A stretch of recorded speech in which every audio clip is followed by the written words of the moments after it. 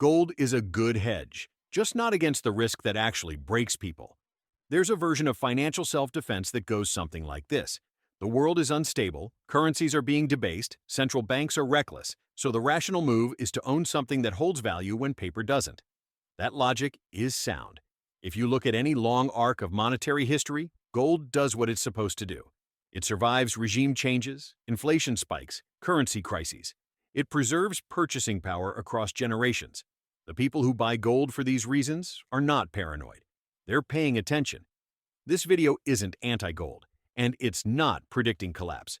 What I want to do is look at what actually breaks people under financial stress, then examine what buys time during volatility, specifically cash flow and liquidity, and finally, where trading skill fits into this, which requires some care. Once those pieces are clear, the role of gold becomes obvious. It's insurance.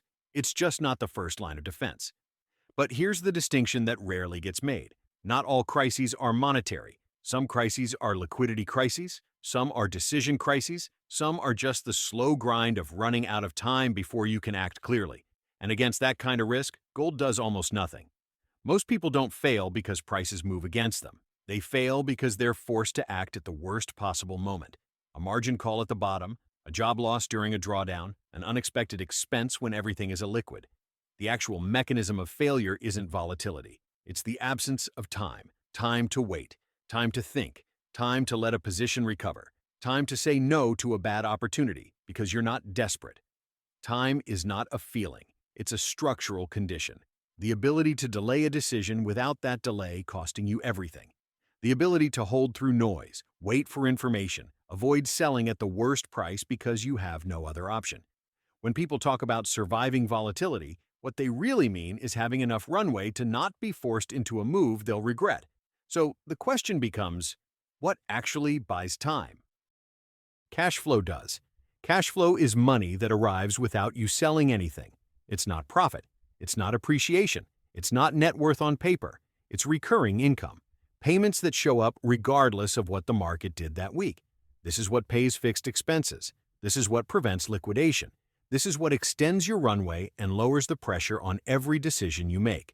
When your burn rate is covered, you stop making choices out of urgency. That shift is everything.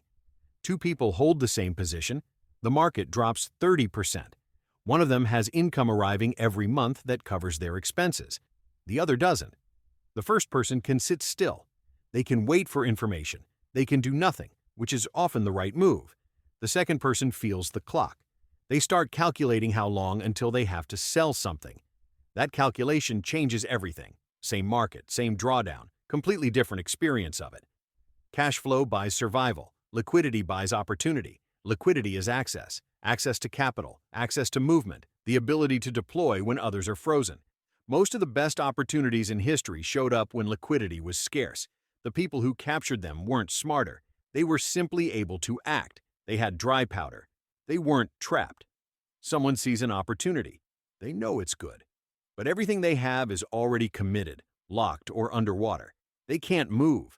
Someone else sees the same opportunity. They have capital sitting idle, available, unencumbered. They act. The difference isn't insight, it's configuration. Gold isn't designed for this job. In normal conditions, gold is liquid and easy to sell. That's not the issue.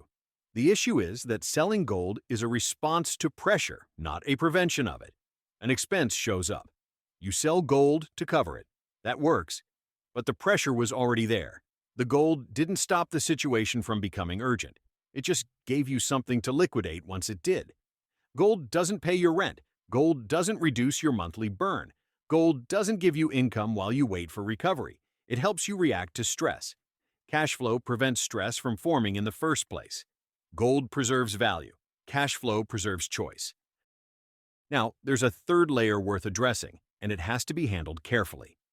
Trading skill. Trading skill is not the ability to predict markets. It's the ability to extract liquidity from volatility. Crises increase volatility. Volatility creates dislocations. Dislocations create opportunity, but only for people who already know what they're doing. This is not a recommendation to start learning to trade because you're worried about the future.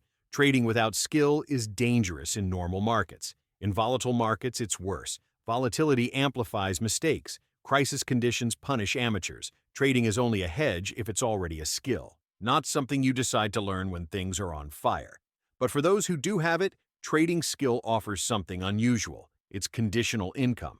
It's liquidity without selling long-term assets. It's the ability to hedge drawdowns or generate returns precisely when traditional sources of income become unreliable. Trading doesn't make you rich in a crisis. It keeps you from being forced out.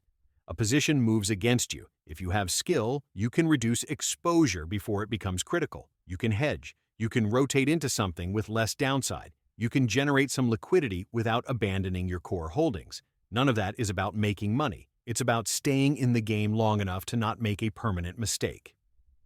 If you had to stack these in order, it would look like this. First, a low burn rate and liquid reserves. Second, reliable cash flow. Third, trading skill, but only if it's already developed. And then, further down, gold. Not because gold is bad, because gold preserves value and does not generate time. It belongs in the portfolio. It just doesn't belong at the top of the priority list when the goal is surviving volatility with your decision-making intact. Gold works best after volatility has passed, when systems are functioning and trade has normalized. It preserves purchasing power across time. It just doesn't generate time when you're under pressure. Gold is not useless, but if it's the only thing you have, it doesn't address the failure mode that actually breaks people.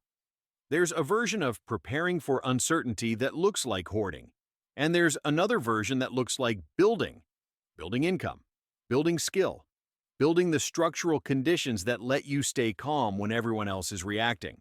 One version freezes you, the other lets you act. Don't buy gold expecting it to save you. Buy time, build cash flow, develop skill. Gold comes after that.